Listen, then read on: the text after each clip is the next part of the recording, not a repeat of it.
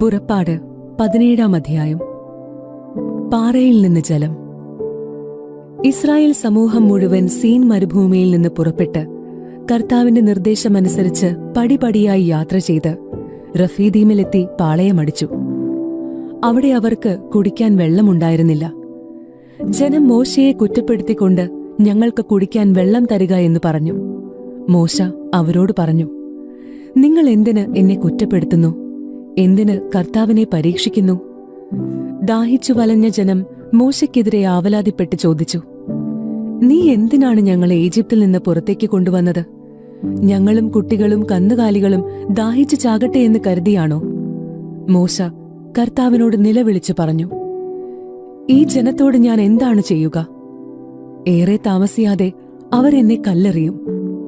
കർത്താവ് മോശയോട് അരുളി ചെയ്തു, ഏതാനും ഇസ്രായേൽ ശ്രേഷ്ഠന്മാരുമൊത്ത് നീ ജനത്തിന്റെ മുൻപേ പോകുക.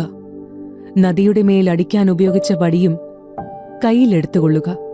ഇതാ, നിനക്ക് മുൻപിൽ ഹോറബിലെ പാറമേൽ ഞാൻ നിൽക്കും. നീ ആ പാറയിൽ അടിക്കണം. അപ്പോൾ അതിൽ നിന്ന് ജനത്തിന് കുടിക്കാൻ വെള്ളം പുറപ്പെടും. ഇസ്രായേൽ ശ്രേഷ്ഠന്മാരുടെ സാന്നിധ്യത്തിൽ മോശ അങ്ങനെ ചെയ്തു. ഇസ്രായേൽക്കാർ അവിടെ വെച്ച് കലഹിച്ചതിനാലും കർത്താവ് ഞങ്ങളുടെ ഇടയിലുണ്ടോ ഇല്ലയോ എന്ന് ചോദിച്ചുകൊണ്ട് കർത്താവിനെ പരീക്ഷിച്ചതിനാലും മോശ ആ സ്ഥലത്തിന് മാസ എന്നും മെറീബ എന്നും പേരിട്ടു. അമലേക്യരുമായി യുദ്ധം. അമലേക്യർ റഫീദീമിൽ വന്ന് ഇസ്രായേൽക്കാരെ ആക്രമിച്ചു. അപ്പോൾ മോശ ജോഷുവയോട് പറഞ്ഞു, ആളുകളെ തിരഞ്ഞെടുത്ത് അമലേക്യരുമായി യുദ്ധത്തിന് പുറപ്പെടുക. ഞാൻ നാളെ ദൈവത്തിന്റെ വടി കൈയിലെടുത്ത് മലമുകളിൽ നിൽക്കും. മോശ പറഞ്ഞതനുസരിച്ച് ജോഷുവ അമലേക്യരുമായി യുദ്ധം ചെയ്തു. മോശ, അഹറോൻ, ഹൂർ എന്നിവർ മലമുകളിൽ കയറി നിന്നു.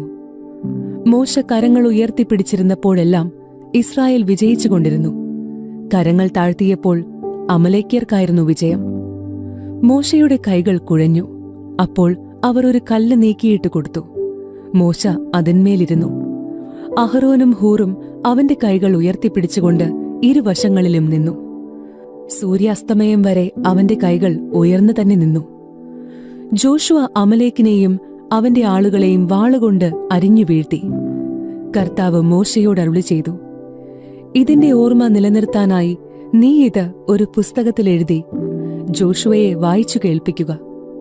ആകാശത്തിൻ കീഴിൽ നിന്ന് അമലേക്കിന്റെ സ്മരണ ഞാൻ നിശേഷം മായ്ച്ചു കളയും. മോശ അവിടെ ഒരു ബലിപീഠം നിർമ്മിച്ച് അതിന് യാഹ്വെനിസി എന്ന് പേര് നൽകി. എന്തെന്നാൽ അവൻ പറഞ്ഞു, കർത്താവിന്റെ പതാക കൈയിലെടുക്കുവിൻ. തലമുറ തോറും കർത്താവ് അമലേക്കിനെതിരായി യുദ്ധം ചെയ്തുകൊണ്ടിരിക്കും.